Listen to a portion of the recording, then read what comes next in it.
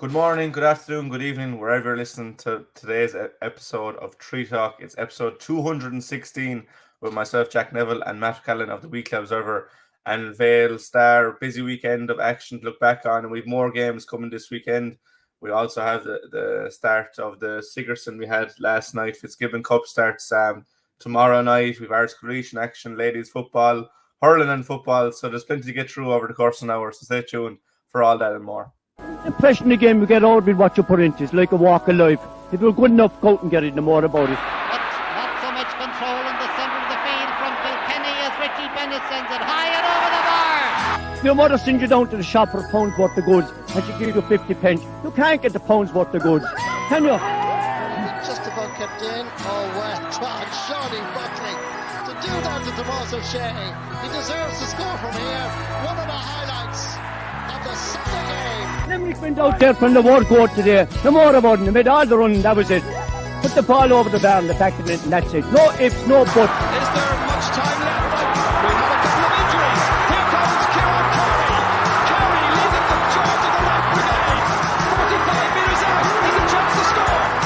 He's put it hard. He's put it over. There's no sympathy in this game for anybody.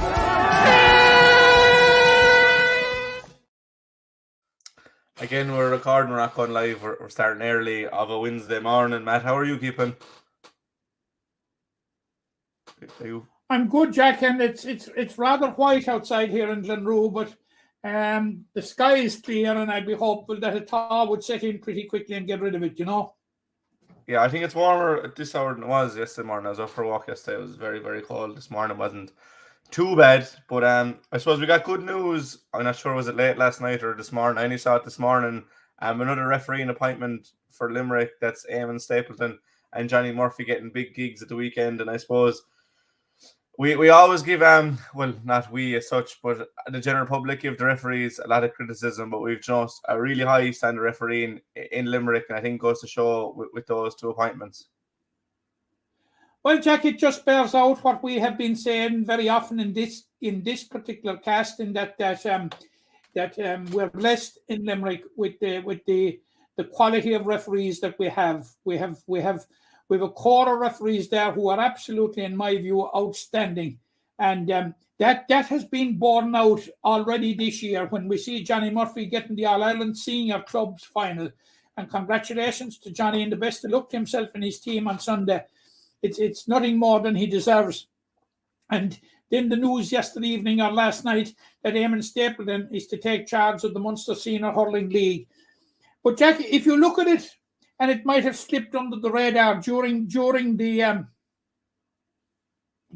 pre-season campaigns, Limerick referees are very much in demand, which bears out what we're saying about the high standard of refereeing that's in this county. John O'Halloran refereed the Waterford Tipperary Munster Senior Hurling League game, and this is Eamon Stapleton's second game in the league because he already handled the Clare Tipperary game. Now, Donnacha O'Callaghan handled the big Cork Kerry showdown in the McGrath Cup, and we had Timmy McGrath making his inter-county debut when he handled the Tipperary Waterford McGrath Cup game, and you know, it's all testament to the quality of the men that we have in this county that go out. And you know, did we need to be told about their quality, Jack? We saw it in spades last year, and with the amount of games that we had in Limerick, some of these men doing 5 and 6 games a week, just simply phenomenal. Great work being done in the promotion of referees by Mike Sexton and Patsy Coffey. And full credit to every one of the referee corps in Limerick. They're absolutely magnificent. And the best of luck to Johnny and Eamon in their big tasks on Sunday. And I have no doubt they'll both rise to the occasion with flying colours. Yeah, I was in UL last week for the Arctic Cup quarter-final, and I don't think there was a referee there, but Eamon Stapleton came to the rescue. He definitely wasn't supposed to be reffing, but he came in and did a job, and Patsy Coffey was there. He did one of the umpire jobs. So I think it's just important to highlight the good work referees do, because we're very quick to highlight when something goes wrong, as we saw in Crow Park in the Fussa game at the weekend. That one just kind of got out of control, and I suppose there's no real fault of the ref to an extent. But yeah, it's good to see Limerick men in the centre of the field, because as we always say, there'll be no games without the referees. But we will move on to a game we had at the weekend, and I suppose Jack, we should, as GA people in this county, we're absolutely blessed with the men that are taking charge of our games, our domestic games. Yeah. Absolutely blessed. And you know my position on it. I will not hear of criticism directed towards referees, and because I've never yet seen a referee go out to do a bad job. No, and they're doing it for the betterment of the game, and to provide the opportunity for games to be played, because without the refs there is no game. But we'll move on to a game that we had at the weekend, and I suppose it was historic in many ways in Croke Park on Saturday evening, as Monaleen got over the line against Turin in the All-Ireland Intermediate hurling final. They joined Blackrock and the Pierce as the only Limerick teams to win a Club All-Ireland. And I say get over the line because, they were put to the pin of their collar by Turin. It's fair to say the Mayo side started very well. They got the first 4 scores, all the talk that, they wouldn't be a walkover because they were from Mayo was very true, because they did give as good as they got, and probably Monaleen's hardest test of the year. But to be fair to Owen Breslan's side, they got the job done. They got over the line, and now, they're forever etched in history. But first and foremost, it was a brilliant game, Matt, in Croke Park. Yeah, but first and foremost, congratulations, happiest congratulations to Monalien. They absolutely deserve it, Jack. And what a transformation for the club, who were 12 months earlier, wallowing in having been relegated from Singer, and what a response. But of course, it's a complete new Monalien this year, and I don't mean new personnel-wise. There's a new resilience, and there's a new mental strength about Monalien this year, and I think it came to the fore. And whilst I would argue, Jack, that the most difficult intermediate championship in this country to win is the Limerick Premier Intermediate Championship. It's a marathon. It's dog eat dog. 7 games. You saw a situation, and we highlighted it here in this program, Jack, where we were going into the final round, and we had 6 of the 8 teams in with a shot of making the last 4. Just simply incredible. It'll give you an idea of the level of competition. So Monalien won a great Limerick championship, and after that, I think the Monalien story really took off, Jack, in the county semi-final, because they were really tested against Effin. They had given Effin a bit of a drubbing the week before, and they were on a hiding to nothing, and Effin really put it up to them. Now, the previous week, it was a confluence, I'd say, of Monaleen playing exceptionally well and Effin playing exceptionally poor. So we saw we more or less saw more of the real Effin in the semi-final. But from that day on, I thought Monaleen became a really potent force. We saw it in the county final, Jack. They stepped up, and above all, Jack, they stepped up against Dora Bearfield. The challenge was really put down to them against Dora Bearfield when Dora Bearfield took the lead twice inside the last 10 minutes. And, we've said it umpteen times here in this program about the quality of the Marco Dwyer goal. Oh, yeah, 100%. But from that point on, Monaleen were never in danger. And then we had the win over Rossbray and Bramits. So, I would have been very disappointed hadn't Monaleen won the game on Sunday. On Saturday, rather. I thought it was an excellent game, and but it was nothing more than we expected from Turin, of course. We seem to forget that Turin, you could say, look, they only beat the Ulster champions in the semi-final, in the All-Ireland semi-final, but they're after winning 3 in a row in Connacht. Now, the 2020 wasn't, if you discount 2020, but they won 2019, 2021 and 2022. But in each of those finals, Jack, they beat Galway opposition. Oh, yeah, they're a good team, right, in fairness. It's not too long ago since, Ormore Marie won the All Ireland Intermediate Clubs Championship. So that gives you an idea. So, I was worried in the first half, I would have to say, especially when they raced into a 4-point lead. But I was saying to myself, right, this is an early flush of enthusiasm that's going to fizzle out, and Monalien will eventually, get control of the game. And I suppose to a certain degree that was what happened. But I'd say Monalien had to work much, much harder than we would have expected to get the win. But again, Jack, that resilience and mental strength which they have cultivated this year came to their rescue on the big day. And they dominated the second half, Jack, without really putting Turin away. But really, for the last 20 minutes, you could only see the result going one way. Now, full credit to Turin, and it's Monalien, I suppose, we should be talking about. But they threw the kitchen sink at it. They brought huge work rate, huge intensity to the game, and Jack maintained it for most of the 60-odd minutes, which was incredible. Now, it served up for a great final, for those present and for the neutrals. But, full credit to Monalien. I would honestly say, and we've been saying there for the last couple of outings that Monalien have been involved in, that there has been measurable improvement game on game. And I would say, again, we saw a step up in the level of Monalien's performance. And the way they dug it out, happiest congratulations to Monalien. Great day for the club. Great day for Limerick. It fills a little void that was in the Roll of Honour, in that a Limerick club had never won the Intermediate Clubs Championship. We had won the senior, we had won the junior, and now we've got the full hand. And thanks to a fantastic season by Monalien. I would honestly say at the start of the year, they would have taken an immediate return to senior. Senior championship for 2023 has been a success. But, after that, their campaign really, really took legs, and it's a lovely ring to it. Monalien, County, Munster and All-Ireland champions 2022-2023.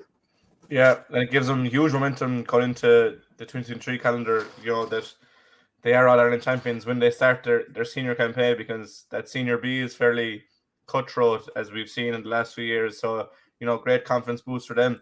Absolutely. In terms of confidence and preparation for senior, Jack, this is just simply phenomenal. They're going to hit the ground running when the Senior B Championship comes around. They're really going to hit it running, and they're going to add a huge dimension to a competition that we have been saying is going to be mouth-watering with the likes of the Ballybrowns of this world and the South Liberties, who were beaten in the county semi-final, and you have the emerging Mungret St. Paul's, you have Garris Ballan, and now throw into the mix Monalien. Absolutely, it's just going to be fantastic to look forward to, Jack. Yeah, and of course, Adair are in the mix as well, aren't they? Yeah, there's so many good teams in it. But we had talked about last week about certain players that might make their mark for Limerick, and we will get onto the 7 we saw at the weekend. But I suppose Mark O'Dwyer is one that has been heralded throughout the campaign. He's likely to go into the squad. He was to the fore. He's some brilliant points in the second half when needed. And Donegal Dálig is another one, I think, that really put his hand up on Saturday evening. 5 points from play. I think they all came in the second half, but 4 of them definitely came, in the closing stages. And he's another one for the future. And obviously the 420s we'll see with Darren Mullins' side. But there's a nice crew coming there from Monaleen that we will see in the Green of Limerick in the coming years. Yeah, we're going to see the 4 lads, the 4, Brian Kenny, Ronan Lyons, Joseph Fitzgerald, who I thought had a fantastic game in Croke Park, Lachlan McHale. Yeah. We're going to see those with the Limerick under 20s, but certainly Mark O'Dwyer put up his hand. Lachlan Lyons has been putting up his hand all year for a return to the squad, and Donegal Dálig absolutely he's coming off of an absolutely fantastic year with his club. Now, he played in the All-Ireland final also with Limerick. We must remember that, in the All-Ireland under-20 final. Yeah. So, like, why are we surprised? Because we know the level that Donegal Dolly can reach, and it's a very, very high standard. And he's put himself in the shop window for a call up to the senior squad with his performance in Croke Park, Jack. But not just his performance in Croke Park. If you look back through the games, he has been very, very, very consistent throughout the year. Very, very, very consistent. So we're definitely going to see Monalien players making a contribution in the green in the coming years. And I'm talking about 2023, 2024. Because we're going to have some of those players will have, of the younger players, are going to have 2 years at under 20. They're going to Monaleen will contribute to the senior team. No, I was wondering to see what you made of those players, because we did see some debutants at the weekend, and we'll move on from Monaleen. A heartiest congratulations. Before we move on, Jack, we have to mention Andrew Latouche Cosgrave, because the injury that he's had to cope with, to make a recovery in itself and come back is phenomenal.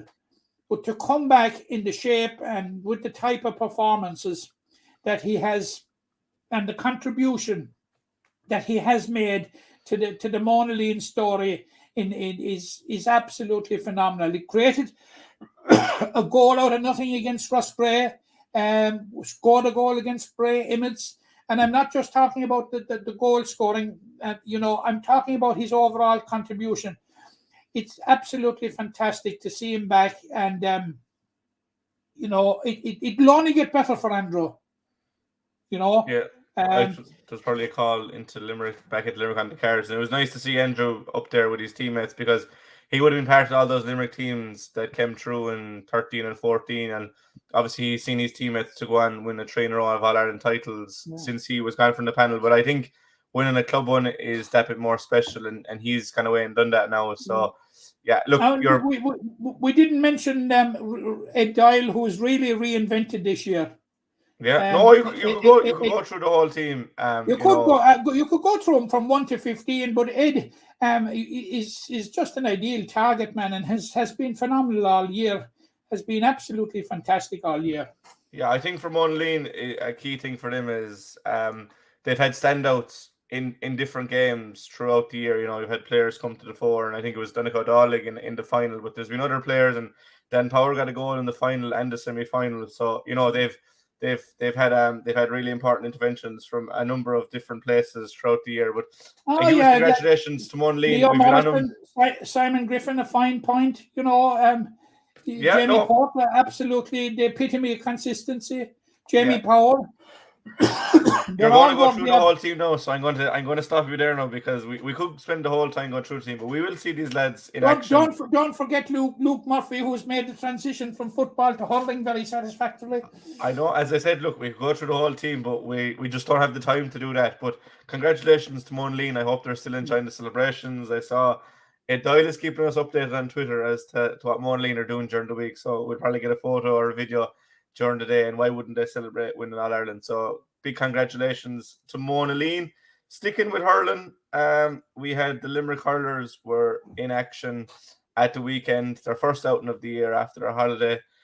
Narrowly lost 116 to 20 points to Cork below on Páirc Uí Rinn. It kind of makes the Kerry game a dead rubber. That game has been switched to this Sunday at 1 o'clock in Austin Stark Park, Tralee.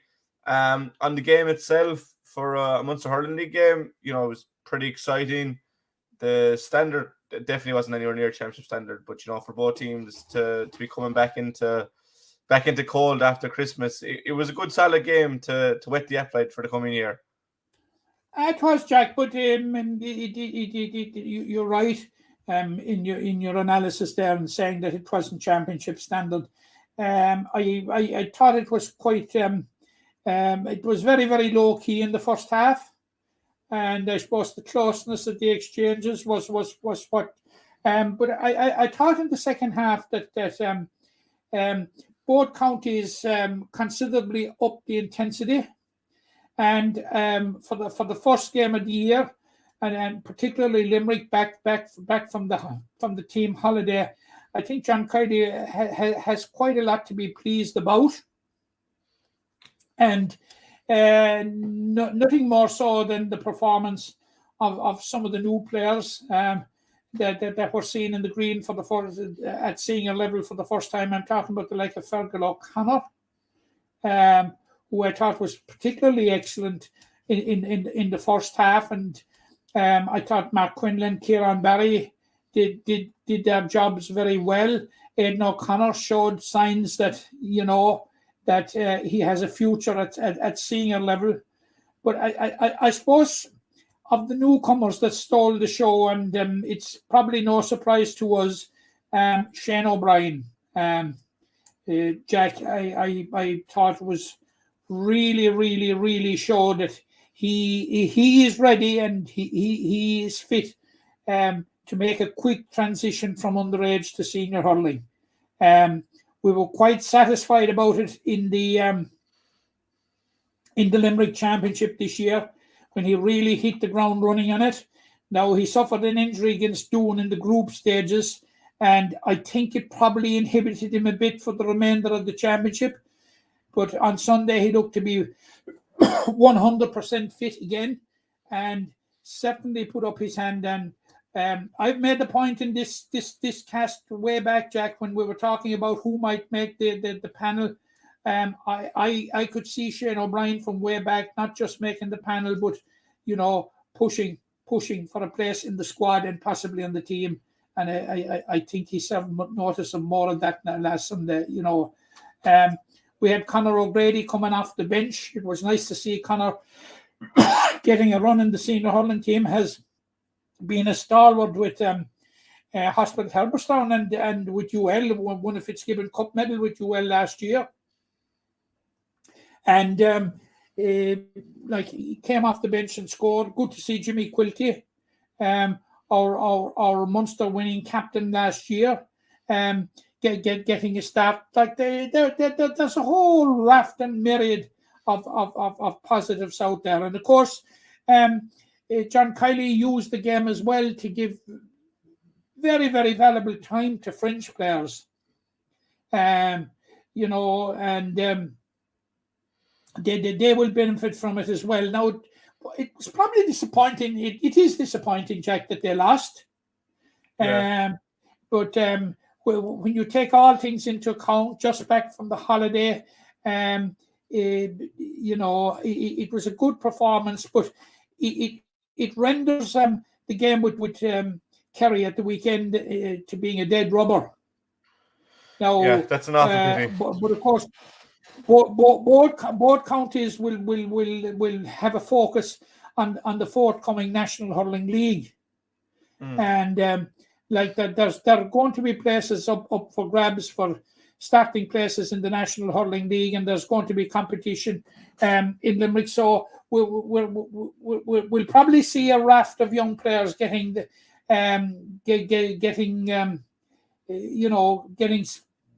game time. Some probably getting starts, maybe the like of Jimmy Quilty getting a start, maybe Conor O'Grady getting a start. We just don't know what way John Kiely will approach it. But he may be slightly disappointed, that he wouldn't have the opportunity of playing Tipperary in the final. It would have been a very, very good warm-up for the league.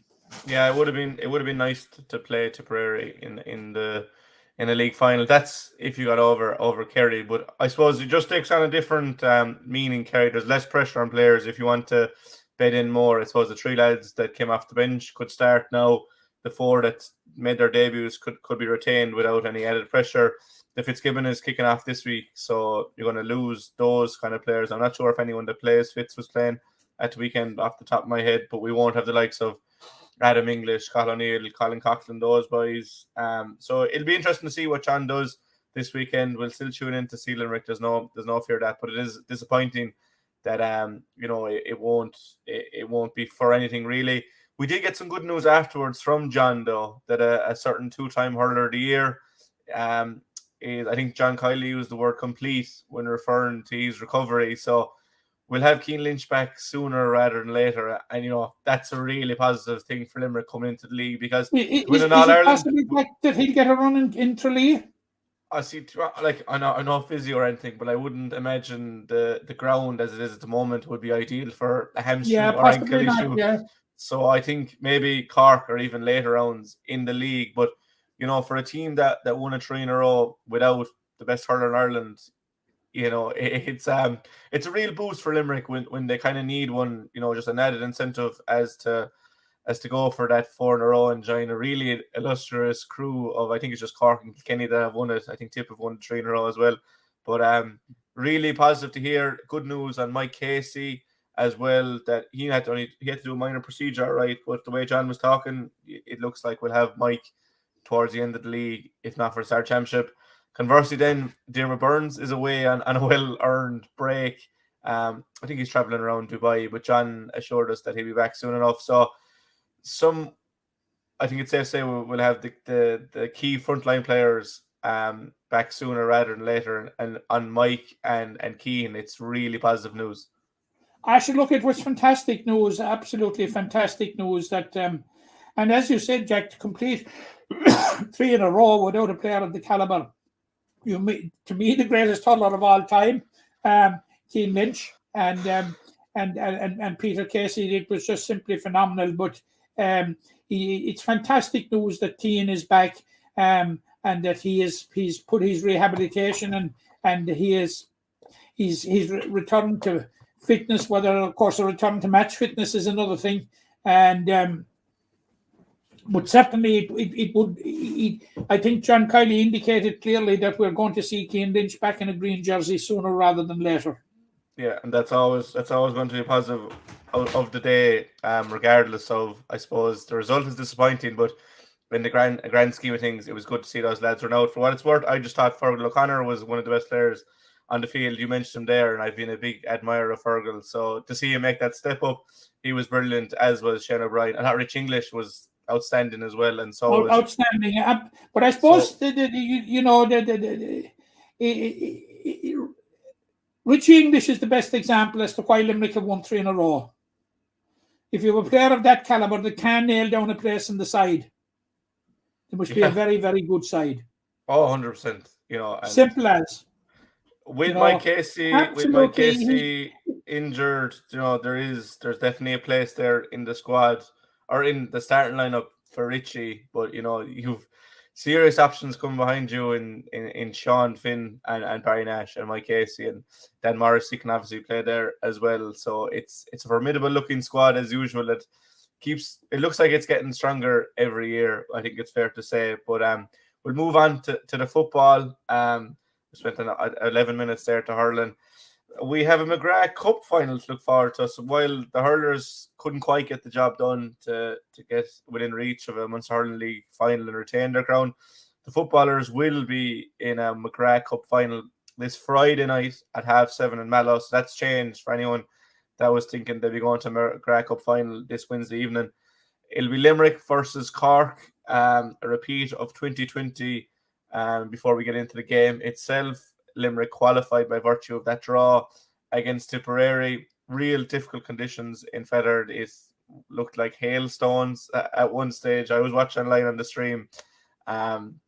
Looked like hailstones. Tipperary got a really late goal. It looked like it would propel them through, but Cillian Fahey is a man for all weather and all occasions, and he stepped up with a crucial score, and it's becoming an norm now to see Cillian go up the field and score from midfield. But first and foremost, it's good for Limerick to be back in a final, because they're going to be playing Cork in the league later on this year, so a good chance to test them early on in the year.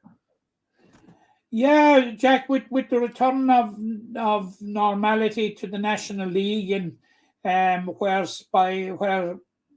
Division 2 now is going to be a marathon, 7 games rather than 2 groups of 4 has been heretofore due to the pandemic over the last couple of years.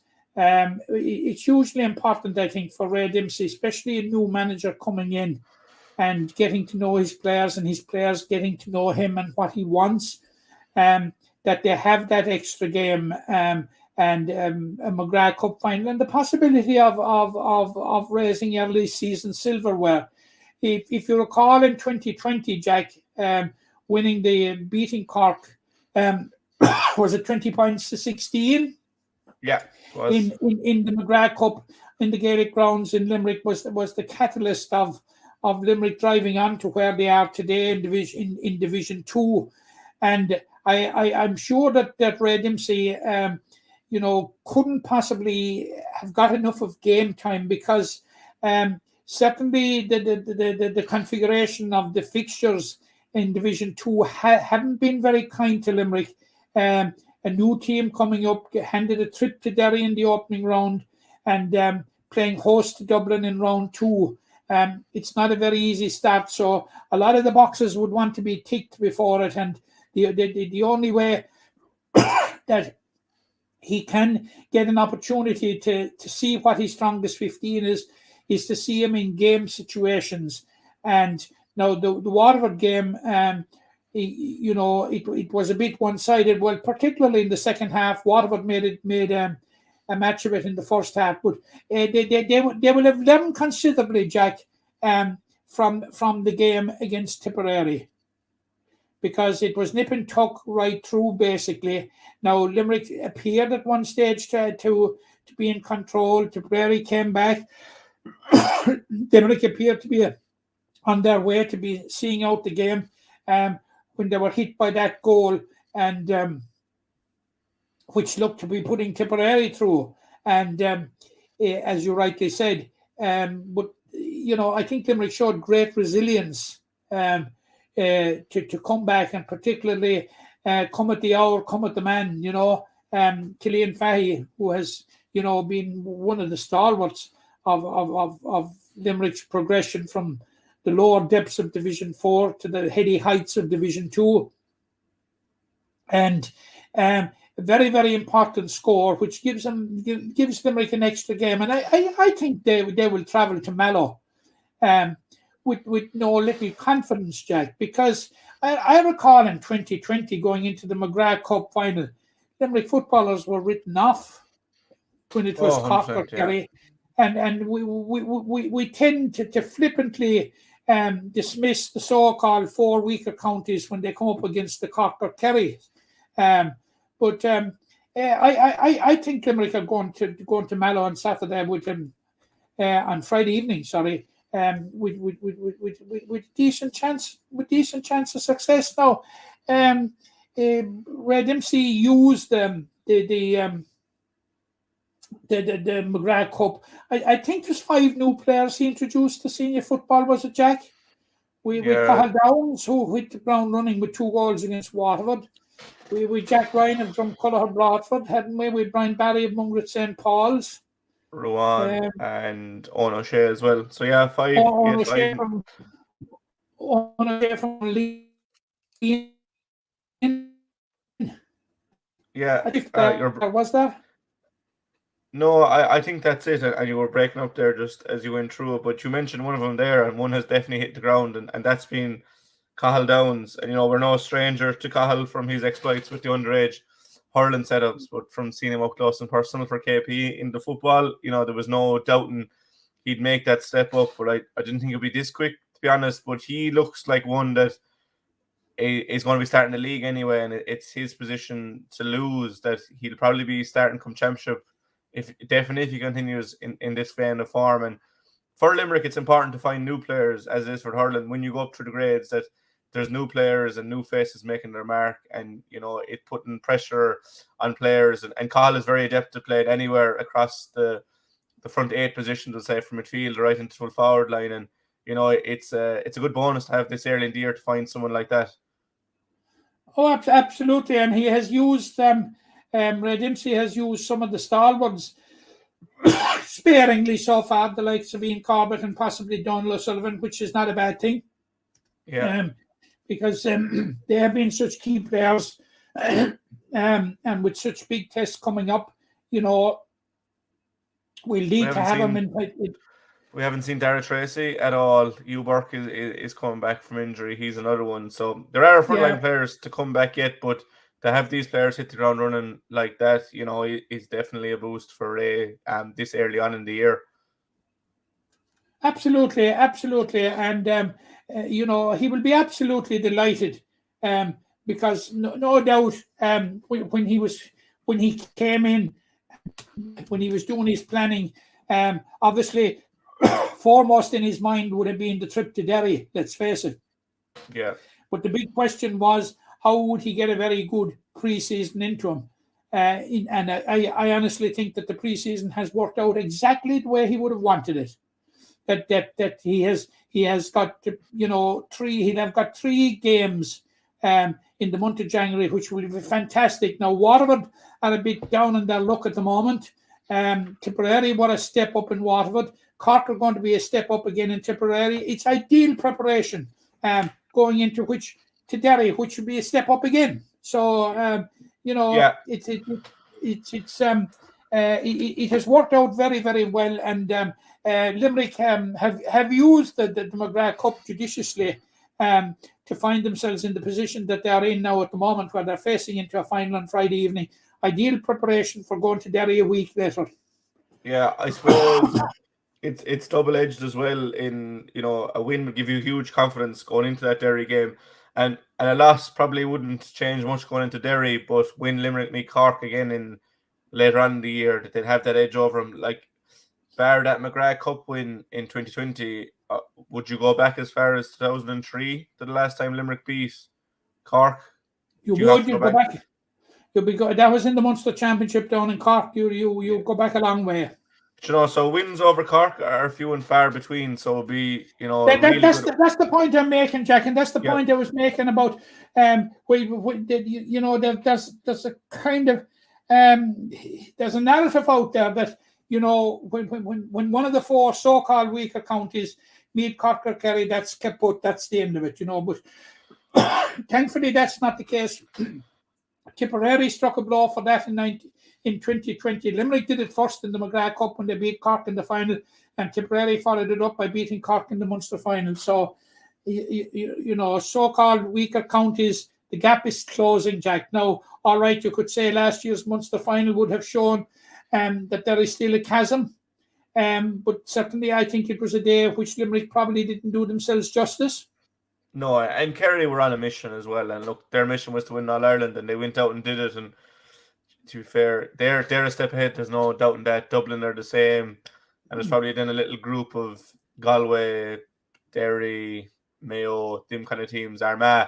But you'll be hoping Limerick can get up to where Cork are at the moment, Clare, those teams, Roscommon on the fringes, and they'll have to in Division 2 with all those teams to come. But good start so far. Look, like it's fantastic. We're focusing on Derry and we're focusing on Dublin, but we have the Meads and the Kildares of this world as well. We're rubbing shoulders with them, Jack. Like I put it to you 5 years ago, Jack, when Limerick were down in the depths, picked up 3 points in the whole Division 4 campaign from a draw with London and Ruislip and a fortuitous win over Waterford in Martinstown. The sum total of their league was 3 points from 7 games. Yeah, Jack, we've come a long, long way with 2 promotions, a McGrath Cup win, a Munster final appearance. It's a fair transformation, Jack. Oh, it is, and long may that continue, and the best of luck to the Limerick side against Cork in the McGrath Cup final this Friday night at 7:30. This Sunday, we have the kickoff for the ladies' football as the little national leagues begin. Limerick are in Kilkenny. Now, the last time I checked, there was no confirmation on the venue or time. You may be able to update I do. us. It's in a place called Dunmore. Okay. The training centre in Dunmore, Jack. Okay. At 2 o'clock, I'd imagine, is it? At 2 o'clock, yes. Okay. So the Graham Shinley's team begin their season in Dunmore at 2 o'clock this Sunday against Kilkenny. Obviously, don't know much about the opposition, but we'll focus on the Limerick side. Graham named a 36-player panel last week. couple of new faces, couple of key players absent for injuries and retirees and such. That happens. But there has been a building in Limerick football over the last few years. Obviously won the All-Ireland in 2018, were relegated the following year and have reached semi-finals in Championship, reached the league final last year. That you'll be just looking to go one step further this year. And I know going out to win a league is difficult to say outright, but Limerick will have Kilkenny, Wicklow, Leitrim, and then Derry to round off their campaign. And they'll then play whoever comes through from 4A. But last year will show that Limerick are probably too good for Division 4 and that they definitely have the quality to get out of it. Yeah, first of all, talking about the fixtures, Jack. When the fixture list came out, it was shown that Limerick were away in all 4 games.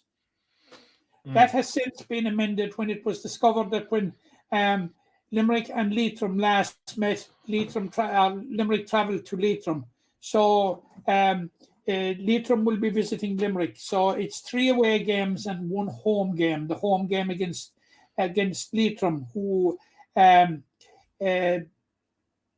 but Graham Shine, I was talking with Graham Shine in the week, and he made a very good point to me about he was just talking about, we were reflecting on 2022 and his first year in charge, and he was lamenting the fact that the 2 less than impressive performances of his side, came on 2 very, very important days and cost him dearly. In the league final against Offaly and in the All-Ireland semi-final against Fermanagh. And, he made the point that it wasn't actually a full, we'll say, bad performance in the game. It was a part bad performance that they got badly punished for. And, of course, it'll be something he will be focused on. Now, he will have to prepare without a number of players who would be frontline players who will not be involved this year. Christine Reedy, Sarah O'Sullivan, for various reasons, Mairead Kavanagh, Katrina Davis, and of course the unfortunate Rebecca DeLee, who's recovering from injury, and we wish Rebecca the very, very best in her recovery. But he has still named it a 36-strong squad, and now there will be a number of players that are not available for the trip to Kilkenny. Cathy Mee isn't available. Alva Quaid isn't available. Cam O'Leary isn't available. Roisin Breedy isn't available. But they will all be back for hopefully for the next game after that. But Sunday's trip to Kilkenny is a trip into the unknown, Jack, but for the simple reason that Kilkenny have not been involved in adult ladies football competition since 2019. Yeah. And they took a decision back in December or in November that they would re-enter adult competition. Now, that despite they not being involved in adult competition for the last couple of years, there's been a lot of good work going on at underage level in Kilkenny, Jack. Yeah. They've raised a few eyebrows with some of the results that they've got. And of course, they got a further boost at the end of last year, towards the end of last year, when Monaleen reached the Leinster ladies junior clubs football final. So, like, there's a lot of positives surrounding the return of Kilkenny's ladies football team to adult competition, but. It's the opening game of the league, Jack, and it's one where Limerick would want to tread cautiously. Now, it'll be a new look Limerick team that will be announced later in the week, and we're looking forward to seeing what the lineup will be. They're boosted, of course, by the return of Andrea O'Sullivan, who missed all of 2022. She's back in the fold after being abroad, so that will be a major boost. But it's a tricky opener, Jack, and you cannot underestimate or understate the importance of getting a first round win. Because Yeah. it's a very, very competitive group. You must remember Wicklow have only come down from Division 3. They're an intermediate side. Leitrim have been there or thereabouts. Trip to Derry, never easy. So there's going to be nothing easy. And it will be very, very important because Kilkenny will be fired up with enthusiasm, Jack, to high heavens with on their opening day back. They will want to make a mark, and it's a question of hopefully Limerick will respond and find a response to it, and find the answers to it. Yeah, as you said, I think it's the key is just to get that first round win. And they will be favourites for the game, and some teams like being favourites, other teams don't like being favourites. I think this Limerick team, they're a confident bunch. There's a lot of exciting young talent coming through, so you definitely be hoping for that first round win just to get them off to a good footing. But as you said, that game is Sunday at 2:00 in Dunmore. The best of luck to Graham Shine and his team. Moving on into the colleges action, and we had UL were playing the second round of the Sigerson last night. They were cruising halfway through 1-9 to 1-3, but kind of a fourth quarter onslaught from TU Dublin got them ahead late on. UL leveled with the last 4 scores. The game eventually went to penalties, and UL were beaten. And I think it was a big upset for TUD to be beaten, the team that got the final last year. UL aren't out, but they'll be playing one of the winners of the losers round, as I like to call it. As I explained to you briefly, there was 8 teams won their first round games, 8 teams lost. Then you have the losers play each other, the winners play each other. The losers of the losers round are eliminated, and the winners of the loser round play the losers of the winners round, and the winners of the winners round go into the quarter final. But that's all conjecture. John Hayes came on. Are you in a contest for tongue twister of the year? Yeah, I know. I'm just explaining because look, we don't know who UL are going to be playing, so we can't preview next week's game. It was definitely a shock. We were definitely probably thinking they were in the quarter final, and 1-9 to 1-3. You would have thought they were home and hose, but TUD rallied strong. John Hayes came on and kicked the point, one of the last 4 to level the game. I don't know he got the leveler, but he got one of the points that brought him level. But UL will be in action again next week. We're not sure who they'll play. It was the only game that went ahead last night owing to weather conditions. But we have spoke about the Sigerson before, so if you don't mind, we might just move on to the Fitzgibbon Cup, which kicks off this evening with a share of games. Now, look, they might fall foul of the weather, but we've 3 Limerick sides in the Fitzgibbon Cup, as we always do, and we've one in action tonight and one tomorrow. We start tonight with Mary I versus Carlow IT, or SCTU Carlow, as they're now known. There's 18 Limerick players involved overall. There's only one in tonight's game. That's Jason Gallan. Mary I got to the league final. They're always thereabouts. Generally have a strong Limerick representation. They have a certain first year in Shane O'Brien. I'm sure they'd love to have, but you're not allowed to play the first years in this. But Mary I, they have a difficult group. They generally always seem to get a difficult group. They have Carlow IT and DCU, who are always a decent team. So it'll be tough for Mary I tonight, I think. Yeah, trip to Carlow, of course, is tough at any time, Jack. And of course, they've been champions twice in recent years, in 2016 and 2017. I think, Jack, if I'm right, back to back. 16-17, yeah, that was it. Now, Richie English was captain. I think was he captain in 2016? Yeah, himself and Hannon, I think, were joint captains. Declan Hannon, yeah. 16. I don't know. Was it Keane Lynch was captain the year after? Or maybe it was Ronan Maher. They had exceptional team, but they had a lot of Limerick representation. They had Keane and Aaron from Patrick's Well. They had Declan Hannon, obviously. They did a few more, like so. But yeah, go on. Yeah, but it's going to be a tricky assignment. It's going to be they got to the league final, but it's going to be similar to what we see at inter-county level. The difference between league and championship.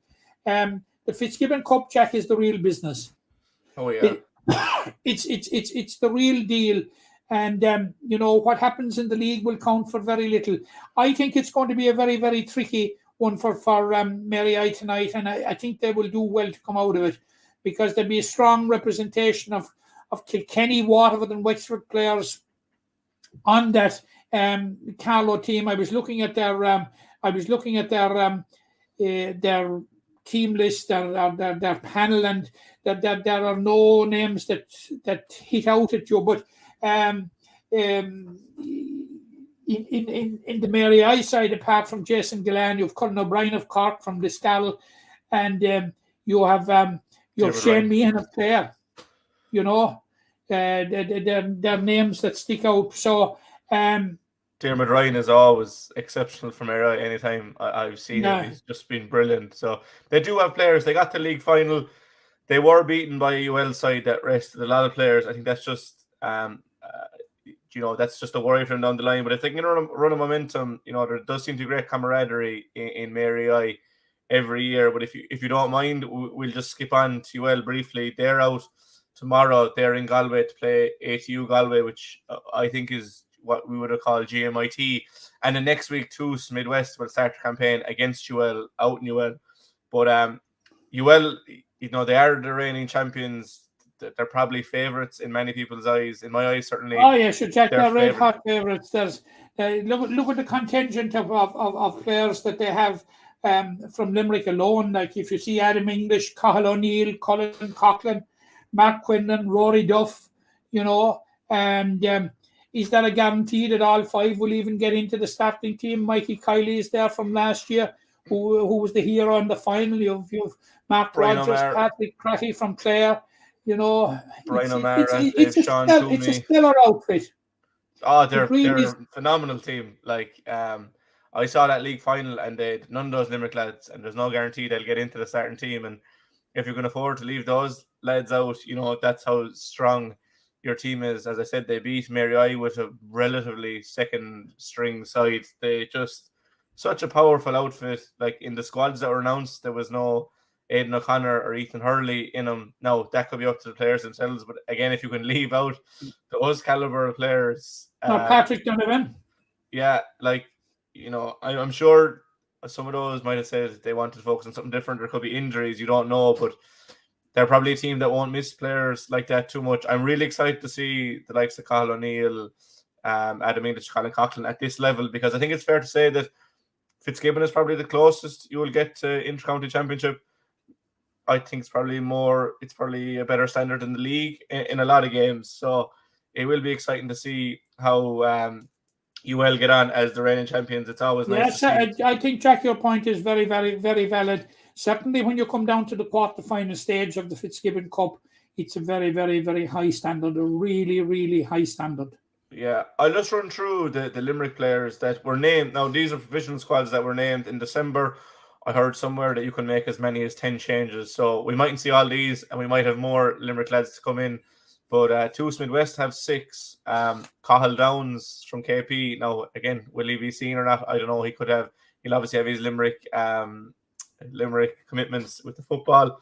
Then you have Kevin Morrissey from Mahan, Marcus Hogan from the Pierstrick, Michal Ryan, Maru Boher, Sean Long, the Pierstrick, and Sean Barry, Kildine Palace Skinnery. They're all in Toos. In UL, you've Adam English, Cathal O'Neill, Colin Coughlin, Mark Quinlan, and Rory Duff, as we mentioned. UCC have 4 in Jerome Boylan, who won the competition, I think, in 2020 alongside his brother Connor. You've Eddie Stokes from Doon, and then the 2 from Mahan, Padraig Hartnett and Ronan Fox.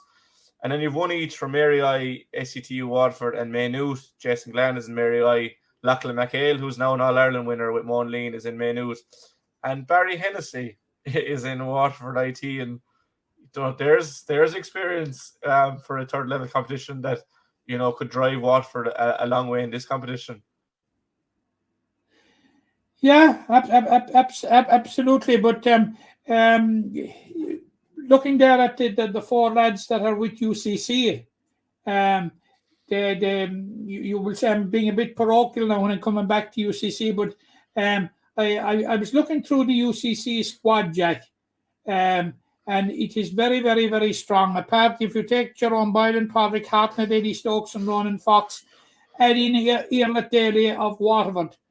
And there are up to 9 players that have played senior hurling with Cork in the last 2 years in the panel. You're looking at Conor Cahalan, Cormac O'Brien, Rob Downey, Jack O'Connor, Ethan Toomey, Dara Connery, Shane Barrett, Ger Milrick, Owen Roach. and throw into the mix Dara Flynn, who got, was it 10 or 12 points for Cork in the Munster Under-20 final in 2021, and who won an All-Ireland junior medal with Ballygibbon last Sunday. So they are going to be very, very strong, and it will be interesting to see how many of the Limerick 4 will get into the team. Now, Jerome Boylan featured on the team and started in the Michael O'Brien Cup, which is an annual game between UCC and Cork, which is played in the Dyke, Mardyke, every January. It's actually pre-season. So, look, there are a lot of Limerick representation around the colleges. It would be nice to see Lachlan McHale getting his game with Maynooth College. Yeah, just the thing for Lachlan is he probably won't have been seen up there for while Monalien were in competition. He's probably has the celebrations this week, but he's good enough definitely to be playing Fitzgibbon Cup. You mentioned UCC 4. I think Jerome will probably start anyway. I'd love to see Eddie Stokes get a run, because I just think he's a brilliant wing forward. He just does everything that you'd want for wing forward. But all those fixtures are on the GA website. If you just /higher education /fixtures, there'll be a preview on the website. So as always, Jack, they're likely maybe to be thrown into a certain amount of disarray already. With the weather conditions that are prevailing today and are forecast to prevail for tomorrow. Yeah, look, this cold snap is to be with us until Friday, I think. Yeah, it's definitely a lot brighter outside now, but we'll wait and see for those games. Yeah, it's brighter here, but after a shower of snow, as if we hadn't enough of it, Yeah, well, look, it remains to be seen. Just keep an eye on the social media channels, and they'll let you know if those games, if you're planning on traveling to any of those. This Saturday is a huge game for Ardskilreash. They're in a Harty Cup semi-final. It seems kind of annually that you have a Harty Cup semi-final to look forward to with Ardskilreash. Last Wednesday, they got through Our Ladies Templemore in UL. Hard-fought game. They eventually kind of pulled away 122 to 117 in UL. A nice bit of Limerick representation. John O'Keefe from the Pearson cornerback got up and got a point. Mikey Gavin in midfield got a point. Fintan Fitzgerald from Mungret was top scorer. He got 10 points. 4 of those came from play, and Shane Gleeson was amongst the scorers. Keane Scully was centre back and was brilliant as well. But they play a Cashel Community School side this Saturday. I'm not sure if the venue is agreed on yet, but it's Kilmallock at 12:30, Jack. Kilmallock at 12:30 there. I had heard it was Kilmallock, all right. But they played in a cracking first round. It was on in, where was it? Cappamore. That was it. It was the first time I was ever in Cappamore. Brilliant game. They stole it at the Keane Scully whipped in a sideline, and Shane Gleeson from there got on the end of it. But Cashel came through Cork or CBC, who have been thereabouts for the last few years. So they'll and they played already and only lost by 2 points. So it'll be a fascinating game. UL are the All-Ireland champions, but aren't the Munster champions. So it'll be a really fascinating game this Saturday in Kilmallock, Matt. Yes, look, it's one of those games, and it's at that stage of the competition, like the semi-final, and it's crucial because not only does a semi-final win give you a place in the final, but it also gives you a place in the All-Ireland quarter-final. Yeah, which is a huge prize. Now, obviously, it was a fantastic game in Cappamore, and it was that late goal by the Shane Gleeson that actually clinched it for Ardskilreash. So it sets it all up very, very nicely. There are 4 very, very strong teams left in the competition at the moment. Jack, you have the semi-final between Cashel Community School and Ardskilreash, as we said. And then on the other side, you have Middleton CBS and Thurles CBS. So there's going to be a fascinating conclusion to this year's Harty Cup. And I think whilst there isn't a great carryover from the All-Ireland winning team, about 3 or 4 players, I think, isn't that correct? Yeah, Keane Scully, Mikey Gavin, Stritch as Sean well. McMahon, I think. Yeah, there's a couple floating around. I think Mark O'Brien was in the squad as well. There's a couple anyway. But Ardskull will be a very, very formidable force. It'll be a question of, Jack, which one of the sides has learned the most from the previous meeting. Yeah. From what I've seen anyway, you will have a really good team, but Cashel have an exceptional midfielder. He was number 8 today. I saw him. I can't think of his name now, but it's definitely worth getting out to Kilmallock if the weather holds up to see it. Because, there's some stars of the future. We've seen Shane O'Brien only won in All-Ireland last March, and he's already made his way onto the Limerick team. And I think, was there 11 from the 2018 panel that went to Ardskull Reach? So, these boys are for the future for Limerick, and they've transitioned well over the last few years. It's not the only schools game in town over the coming weeks, Matt. You're well adept. I know there's a nice share of Limerick schools in finals or semi-finals over the coming week or so. Look, it's been a good year so far. You have Ardskull in the semi-final of the half day. In the C semi-final, you have the meeting of Hazelwood College from Culliher and Salesian College Pallaskenry. Now, Salesian College Pallaskenry only won their quarter-final this week when they defeated SMI Newcastle West in a high-scoring game in McNeville Park. And they include, among others, David Fitzgerald at centre-back, who made a huge impact, you will recall, Jack, in his debut season with Kildimo Pallaskenry last year. Yeah. But that semi-final, Jack, isn't. There's no definite fixture for it. There's potential that it could be on tomorrow. It was originally fixed for Saturday. That's unlikely to happen. So that one is up in the air. But and of course, in division, we're saying senior hurling D, Coloston and Throcra, Rathkeil have already won that one. So, the Limerick have potential to win. Limerick schools have potential to win 3 of the 4 Munster College's senior hurling championships. But I didn't mention the B there now. Limerick have more than a passing interest in the B, because in the B semi-final next Saturday in Bantier at 1 o'clock, Charleville CBS will be taking on Hamilton High School of Bandon.